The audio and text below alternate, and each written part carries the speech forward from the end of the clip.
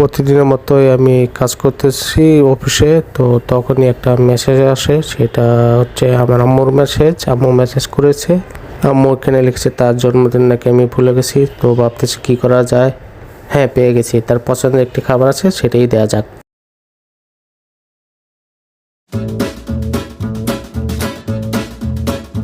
তো গাইস নিয়ে যাচ্ছি, দেখি এটা পেয়ে আম্মু কতটা খুশি হয়। আম্মুর জন্য ওয়েট করতেছে, আম্মু আস্তে আস্তে করে কারণ বিজি। Happy birthday. নেন তো কি